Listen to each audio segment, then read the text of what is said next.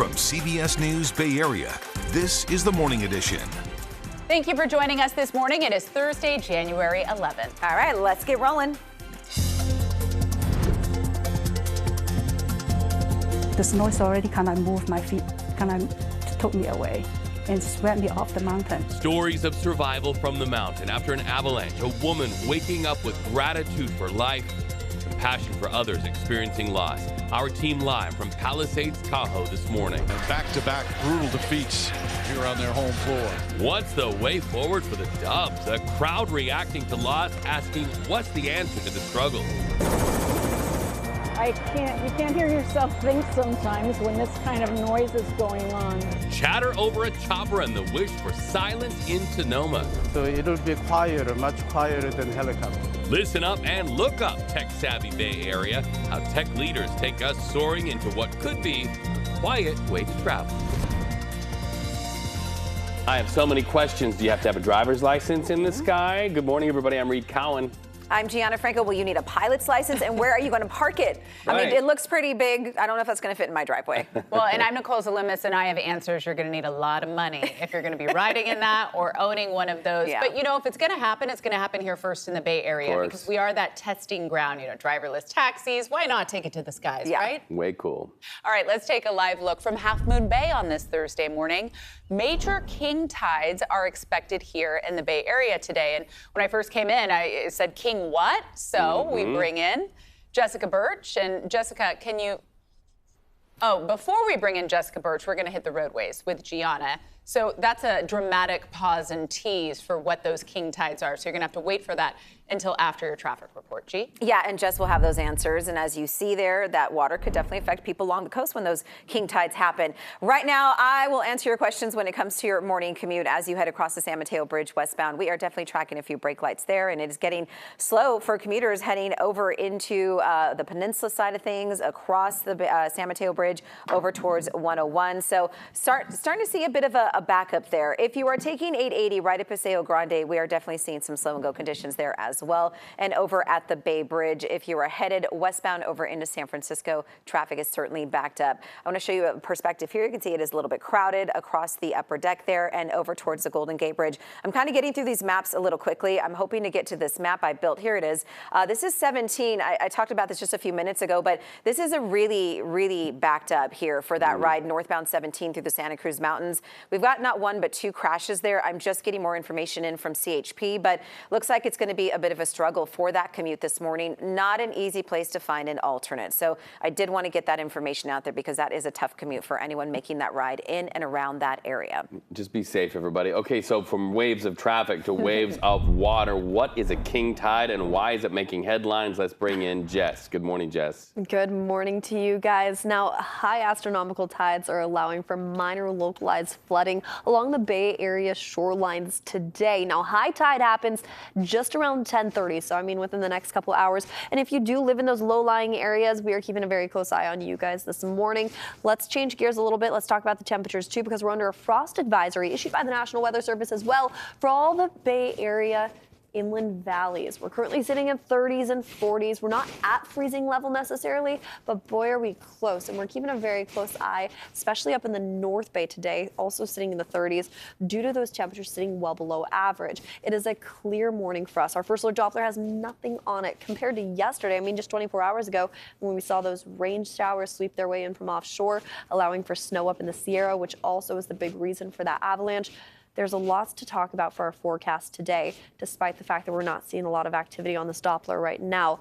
Now, the frost advisory will last until 10 a.m. this morning for all the highlighted zones and counties on this map, but we're also keeping a close eye, like I mentioned, on those Bay Area shorelines until this afternoon, just around noon. That's when this coastal flood advisory will expire. We can see localized flooding in those low-lying flood-prone areas, and we're continuing to monitor this as we head into the next couple hours. I'll have more on that in a bit, but for now I'm going to send it over to you guys. All right, thank you so much. Let's take you to the mountains now to talk about the avalanche aftermath after we learn a Bay Area man lost his life at Palisades, Tahoe. That avalanche happened in a flash. It sent tons of snow barreling down the mountainside.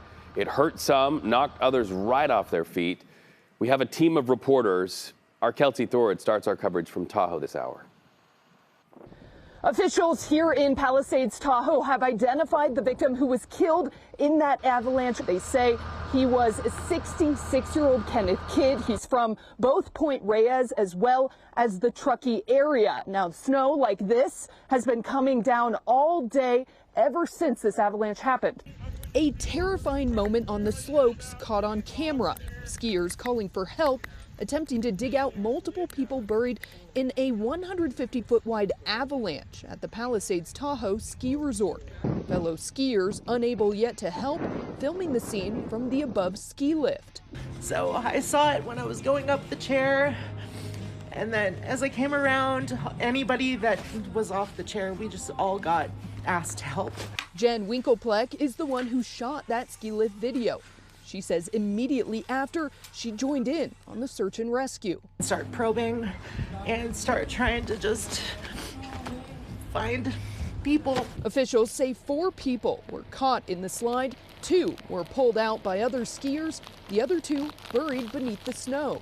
Our hearts are out to and condolences to the victim, to victim's family, and certainly to everybody else involved in the incident. The section where the avalanche occurred, known as KT-22, opened to the public for the first time this season, just 30 minutes before the incident happened. Many skiers, including Winklepleck, say they were surprised the resort chose to open it given the forecasted storm. And I was really shocked that they were going to open KT today, because I knew that this storm was coming, and I was like, there's no way they're going to open that. There's no way. Now, Palisades Tahoe officials say that they had crews up on that summit since Sunday, checking it out, making it ready for skiers, as well as making sure there weren't any safety concerns. They said they checked that area for avalanche concerns and they cleared it. They know that this storm was supposed to come here, and they said it was absolutely totally normal for them to open the lift even though they knew that storm was coming through here. Now, at this point, officials have not determined the exact cause of this avalanche. And let's remember, winter's just getting started, so the avalanche risk continues. Stay with us for live reports from the Sierra all morning here on KPIX. Hundreds of people gathered in the East Bay for an emotional memorial service for fallen Oakland police officer Tuan Le. He was remembered by friends and family as a hero. Rain fell as a police motorcade drove from Oakland to a Castro Valley church. Oakland officers in their blues marched in formation when Officer Le's hearse arrived for yesterday's service. Le was shot and killed during a burglary at an Oakland cannabis business late last month.